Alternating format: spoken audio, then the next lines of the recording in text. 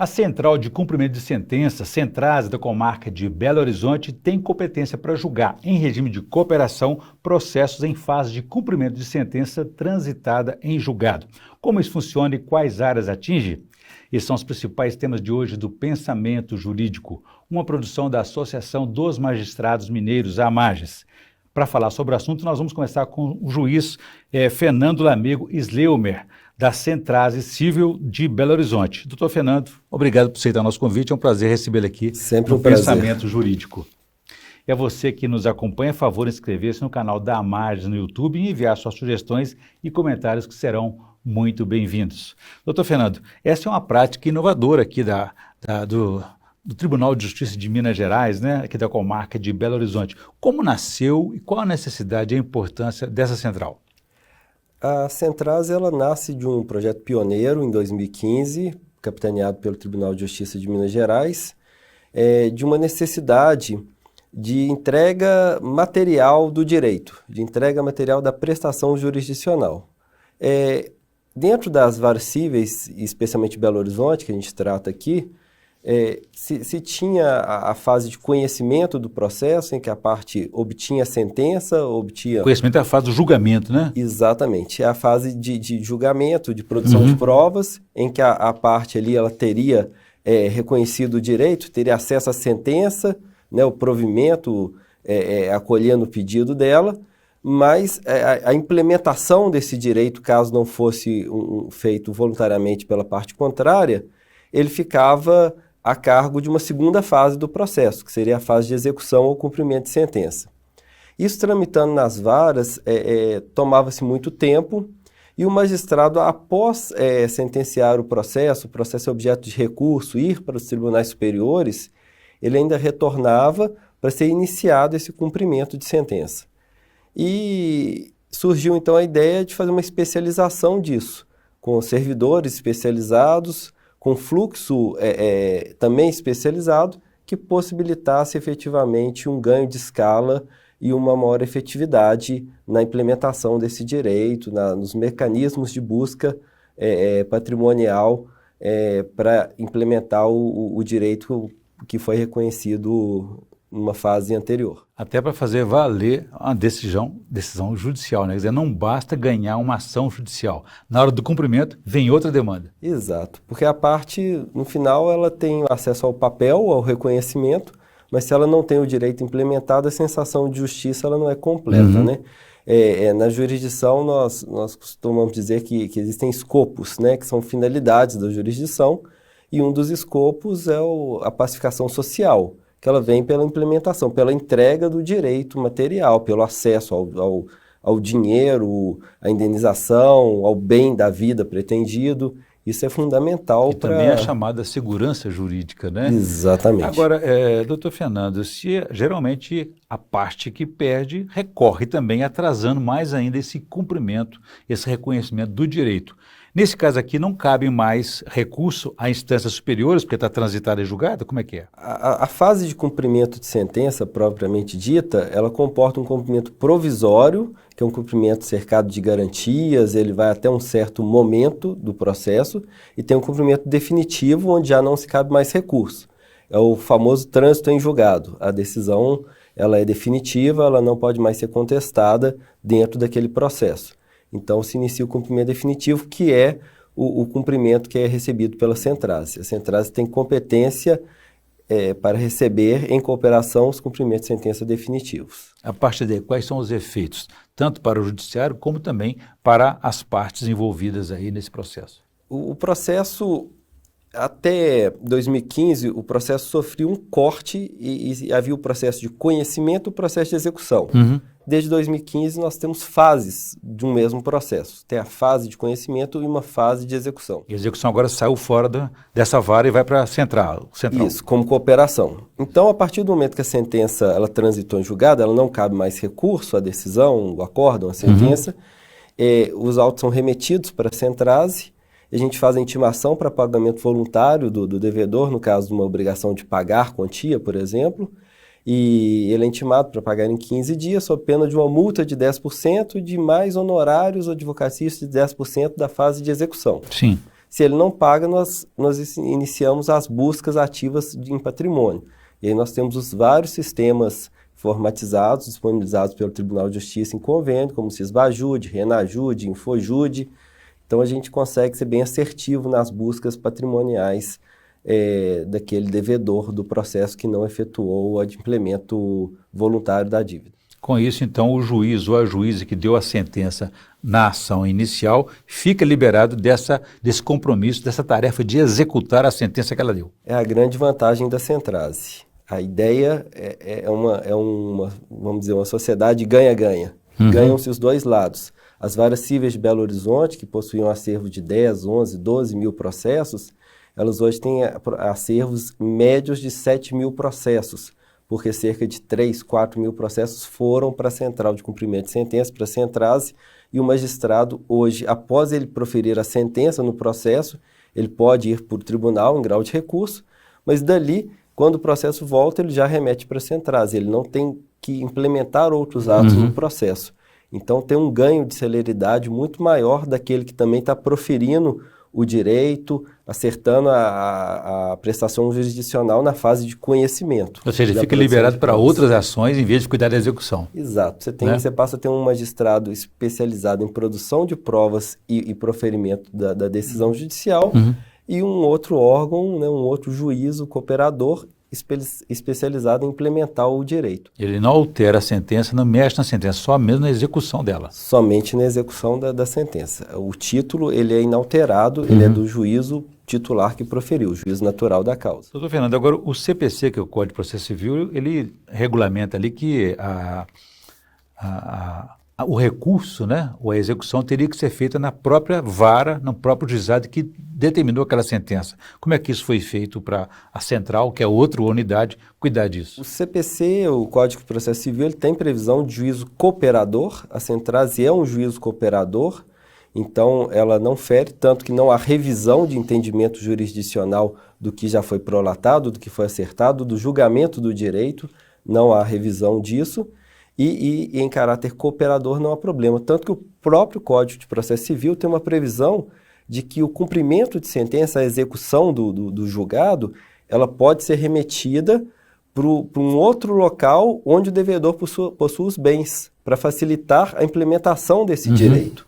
Então, se o próprio Código de Processo Civil ele abrange essa hipótese da remessa do processo para outro juiz, outro tribunal, outra comarca em que o devedor possui os bens, é plenamente possível a cooperação também via da Centrase. Por isso que é regime de cooperação, né? Exatamente. Que você disse aqui. Doutor Fernando, quais áreas atinge no direito, aí, no judiciário, a central? Ela pode atuar em quais áreas? Hoje nós temos 2 Centrases instaladas em Belo Horizonte. Nós temos uma Centrase da Fazenda Pública, que são os feitos julgados contra ou a favor do Estado de Minas Gerais, pelas varas estaduais, né, da Fazenda Pública. Dá um exemplo, por favor, qual é esse tipo de situação?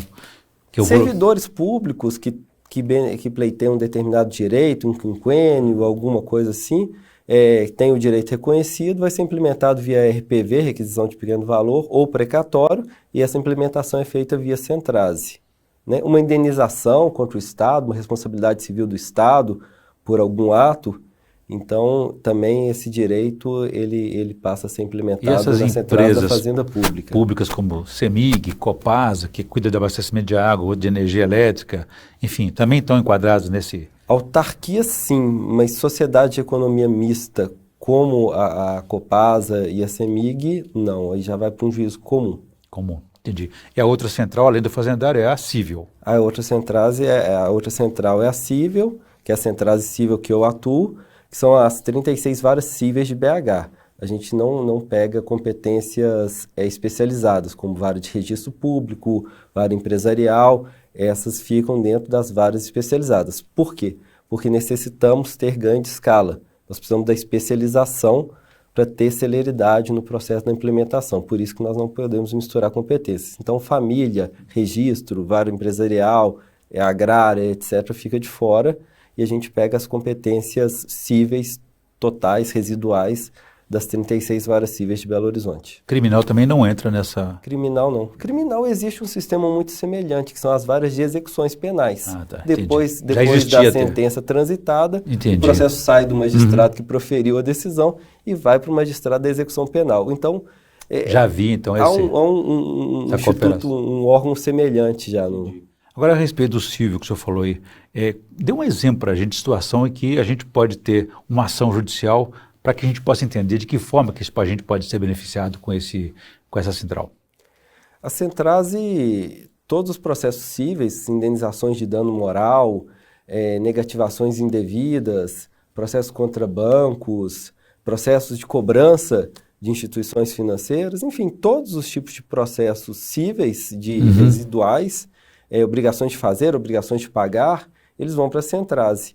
A grande vantagem é esse acesso aos sistemas informatizados, a celeridade de expedições de alvará, porque a implementação material do direito ela passa muito pela entrega do alvará à parte, e a gente trabalha exclusivamente com alvarás eletrônicos hoje, então não tem alvará de papel mais.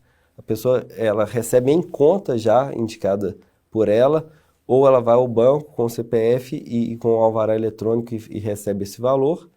E a Centrase, o grande ganho dela é isso, é você ter servidores especializados fazendo bloqueios diariamente, fazendo tentativas de busca ativa patrimonial diariamente, que permite uma celeridade e uma assertividade muito maior na utilização das ferramentas. Essas questões como cobrança indevida de bancos, operadoras, cartão de crédito, cobrança indevida telefônica também, isso enquadra nessa situação aí? Todas as competências, exceto o juizado especial. As causas de até 40 salários mínimos, que a parte optar por ajuizar no juizado especial, um sistema próprio, é um rito diferente, isso não vai para a Centrase. Mas a parte que entrou com processo originado nas varas cíveis de Belo Horizonte, inclusive dessas matérias, após o trânsito em julgado, todas vão para a Centrase. Muito bem. Doutor Fernando, eu vou fazer um pequeno intervalo. Gostaria que no próximo bloco o senhor contasse para a gente os indicadores, os resultados da atuação da Centrase, né, de tanto civil como também fazendária, e também falasse para a gente sobre as resistências a esse novo modelo que é pioneiro em todo o país. A gente volta então em instantes.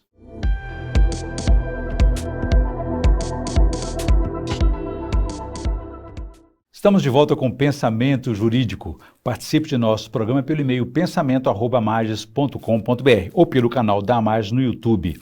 Bom, nós estamos hoje divulgando aqui a Central de Cumprimento de Sentenças, a Centrase da comarca de Belo Horizonte, que está agilizando aí o cumprimento das sentenças transitadas em julgado. O nosso entrevistado aqui é o juiz Fernando Lamego Sleumer, da Centrase Civil da comarca de Belo Horizonte. Doutor Fernando, deixei para o senhor uma questão no bloco anterior a respeito dos indicadores. Quais são os resultados que essas centrais de cumprimento de sentença, permitiram após essa sua instalação?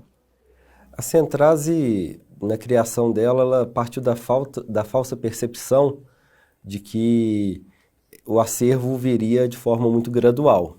E isso acabou não acontecendo porque ela abarca 36 varas cíveis de Belo Horizonte. Então, realmente, o volume de processos recebido foi muito grande. A Centrase ela chega hoje a um acervo de 50 mil processos, 38 mil processos ativos, efetivamente tramitando na Central. E a Centrase ela passou por algumas dificuldades de organização operacional. Isso criou até uma percepção correta do público externo de que as coisas não estavam funcionando bem. Em determinado momento havia alvarás a serem expedidos datados de 2018, com 2, 3 anos, processos com 600 dias de paralisação. E desde o início do ano passado, nós começamos a implementar várias mudanças na Centrase, especialmente na forma de trabalho. Quando se tinha uma forma de trabalho por dígito, cada servidor ele trabalhava com um dígito do processo, um processo final 5, final 8, final 4, você tinha distinções de velocidade de tramitação de processo muito grande. Então, nós substituímos esse sistema de tramitação por dígito, implementamos o sistema de tarefas. E com isso, nós conseguimos nivelar todos os processos. Aquela paralisação de 600 dias, hoje está em 290 dias. Nós temos o compromisso de chegar ao final do ano com 200 dias de paralisação, até o final do ano que vem buscarmos os 100 dias, que é o padrão do Conselho Nacional de Justiça. Os alvarás, que também estavam desde 2018, hoje são expedidos com no máximo 30 dias. E os bloqueios de sistemas Sysbajud, Renajud, etc., a gente está trabalhando com um prazo de 30 a 45 dias para a implementação desses bloqueios. Então, hoje, a Centrase funciona muito bem. Ela já implementa o direito de forma muito mais célere, muito mais rápida do que na própria vara de origem. Os próprios advogados e jurisdicionados, eles hoje já manifestam que o processo permaneça efetivamente na Centrase e não retorne à vara de origem, porque eles já perceberam esse ganho de celeridade. Outro ponto muito importante que temos a destacar foi a forma de atendimento ao público. A Centrase ela não tinha uma especialização de atendimento ao público. Nós tínhamos servidores que atendiam 68 ligações por dia. E esse servidor ele não conseguia trabalhar, ele só recebia ligações. É aquele balde que já está muito cheio e vai se colocando cada vez mais recheio nele e aquilo vai ficando difícil de manejar. A partir do momento que, com o apoio da direção do foro, da presidência do Tribunal de Justiça, nós conseguimos especializar o atendimento com um sistema de atendimento por e-mail efetivamente bem efetivo, que a parte consegue enviar o e-mail, ter a resposta em até 48 horas daquele e-mail, ter um prazo da tramitação do processo dela. Com o atendimento telefônico passou a ser planilhado e distribuído para os servidores, tanto no gabinete quanto em secretaria. E esses processos passaram a ser considerados realmente com a urgência que eles demandam. A percepção perante o público externo da Centrase melhorou muito e a efetividade também melhorou muito. São casos que muitas vezes efetuamos um bloqueio a título exemplificativo de um salário. A pessoa acabou de receber o salário e a gente faz o bloqueio. Quando se faz o bloqueio, você não sabe que tipo de verba você está penhorando. A parte vem alegando a empenhorabilidade daquela verba, pedindo desbloqueio, porque ela precisa comprar alimentação para casa, comprar pagar a escola dos filhos, né? os gastos do dia a dia. E hoje a gente consegue atender isso com celeridade, a gente tem um fluxo específico, a gente tem um atendimento específico para isso, que também são ganhos de ter uma central especializada no cumprimento de sentenças. Em termos de valores reais, só tem uma avaliação de no ano passado, qual o volume de recursos que a central conseguiu fazer avançar aí? Somente no ano passado nós liberamos 90 milhões em alvarás judiciais pela Centrase. Isso é praticamente um banco, né? E a gente precisa ter muito cuidado com esse tipo de ato, porque ele não é passível de retratação. Ele está feito e acabado e a partir do momento que se liberou o dinheiro não tem como voltar. Então, a gente tem um sistema que um servidor faz o alvará, um segundo servidor confere, a gerente de secretaria faz uma terceira conferência, passa por mim para uma quarta conferência para a gente assinar, e a gente assina cerca de 100 a 150 alvarás por dia. Beneficiando muita gente aí, né? Bastante. Agora, é tão fato esse sucesso, esse bom resultado das Centrases, né, aqui de Minas Gerais, de Belo Horizonte, que está exportando esse modelo e outros estados estão buscando assimilar levar para lá para poder se inspirar também e adotar esse modelo lá. Sim, Santa Catarina esteve, né, uma comitiva de 5 magistrados de Santa Catarina há 15 dias atrás, 15 dias para uma semana, e esses magistrados eles vieram conhecer a Centrase para ver os problemas e ver as vantagens da implementação. Eles estão imbuídos já de fazer esse projeto em Santa Catarina. Eles gostaram do modelo aqui, né? Vão iniciar em Florianópolis. Lá eles têm uma certa facilidade em relação ao Tribunal de Justiça aqui, porque lá eles têm 8 varas cíveis com acervo de 38 mil processos. 38 mil processos é o que nós temos na Centrase. Então, o acervo da Centrase corresponde ao acervo das 8 varas cíveis de Florianópolis, no caso. Mas foi muito boa a visita, foi uma troca boa. Eles têm sistemas informatizados muito interessantes, que nós também temos interesse de fazer essa troca com eles. Alguns robôs de mecanismo de busca patrimonial, que também pode ser útil para a gente. Então, a gente ficou já de conversar e ter essa troca com o tribunal. E a gente passou toda a base dos nossos erros e acertos, né, até chegar nesse ponto que a gente chegou hoje na Centrase. Muito bem. Queria falar com o senhor sobre o outro gargalo, não sei se trata realmente de um gargalo, mas como é que ficam aqueles processos transitados em julgado antes da instalação das centrais? Como é que eles ficam? Eles podem ser também incorporados por essas centrais? Todos os processos transitados e julgados nós temos que falar de duas condições distintas. Nas centrais da Fazenda Pública, todos os processos físicos que ainda tramitavam, que o tribunal hoje está 98% virtualizado já, mas todos os processos físicos que tramitavam da Fazenda Pública, eles foram remetidos às centrais da Fazenda Pública. Isso gerou uma dificuldade grande, porque você tinha 17, 18 mil processos físicos nas centrais da Fazenda Pública e mais os processos eletrônicos que chegaram a quase 20 mil processos. Hoje, com o trabalho da doutora Renata, conseguiu-se baixar para 1.600 e poucos processos físicos nas centrais da Fazenda Pública e manteve-se os 20 mil processos eletrônicos lá. Então lá está com uma situação muito boa hoje, essa dificuldade de se trabalhar com processo físico eletrônico, ela foi superada. Em relação às centrais de cível, desde o nascedouro só se permitiu entrar os processos eletrônicos. Então os processos cujo cumprimento de sentença, processo físico cujo cumprimento de sentença iniciou-se antes da criação da centrase, ele ficou na vara de origem. E os processos eletrônicos, desde o início, já vieram para a centrase. E houve também uma expansão, desde a instalação das centrases, que é a respeito da execução de títulos extrajudiciais. Como é que isso funciona e quais são esses títulos? Na verdade, os títulos extrajudiciais, o tribunal fez um projeto de criação de varas especializadas. Esse projeto ele acabou não funcionando muito bem por diversos motivos, e essa especialização ela foi revogada. Então hoje a 13ª Vara Cível e a 24ª Vara Cível, que eram varas especializadas, elas voltaram a ter competências genéricas. Então hoje o Tribunal de Justiça não possui varas especializadas de execução de título extrajudicial, não. E quais seriam esses tipos de ações de execução? Esses títulos extrajudiciais são todos os tipos de contrato, né? Contratos, cheques, títulos de crédito, cheque, letra de câmbio, nota promissória, contratos firmados com duas testemunhas, contratos bancários, todos os tipos de contratos e títulos, eles são considerados títulos extrajudiciais, mas eles fogem da competência da centrase. Mais uma vez, a questão da especialização.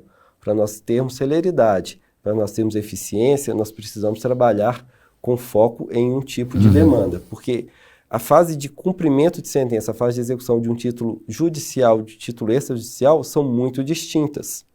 No título extrajudicial, como ainda não houve uma discussão em juízo, é muito mais amplo o espectro de matérias que podem ser debatidas. No título judicial é muito mais restrita essa discussão, porque já houve toda uma fase de produção de provas, de conhecimento. Então, as matérias passíveis de alegação, as vias são muito mais estreitas. E estamos aqui também desenvolvendo, então, essa especialização na execução, que é uma iniciativa de Minas Gerais, né? Isto. Doutor Fernando, agora, e para o interior mineiro, é possível que esse projeto pioneiro, projeto que é piloto ainda, possa ser expandido para o interior de Minas Gerais, ou não há necessidade disso? A vantagem seria fenomenal, tanto que Santa Catarina já busca fasear o projeto, como se trata de um estado menor, com um volume menor de acervo de processo também. Santa Catarina já busca iniciar com Florianópolis e, salvo engano, Blumenau, e estender para todo o estado a ideia da centrase. Aqui nós precisamos, mas como nós estamos no estado com o maior número de comarcas do país, nós temos um grau de dificuldade maior. Em que pese com o processo eletrônico 100% agora, fica mais fácil de se atuar. A centrase hoje tem esse gargalo de ter 50 mil processos, nós não podemos descurar sempre da eficiência, da celeridade da tramitação dos feitos, mas é um projeto que o tribunal pode se encampar e expandi-lo desde que bem estruturado. A ideia está aí, a ideia funciona, está provado que ela pode ser eficiente e muito mais rápida do que um processo tramitando na vara, porque ele acaba caindo naquele balde comum, naquele limbo que ao mesmo tempo que o magistrado tem que fazer audiência, instruir, produzir provas e sentenciar o processo, ele tem que dar o cumprimento da sentença. Cuidar disso também, Na né? centrase não, você tem uma especialização. Então, eu acredito que seja um caminho natural do Tribunal de Justiça essa expansão, porque o ganho na tramitação do processo de conhecimento é muito grande também. Para todo mundo, mas, né? a gente esbarra nessas questões de estrutura e ela tem que ser um projeto muito bem feito para não se perder o que foi construído até agora. Muito bem. Doutor Fernando, nós estamos na reta final do nosso programa. Gostaria agora que o senhor fizesse para a gente, como a gente pede a todos os entrevistados, a indicação de leitura para a nossa audiência. O que o senhor tem, por favor?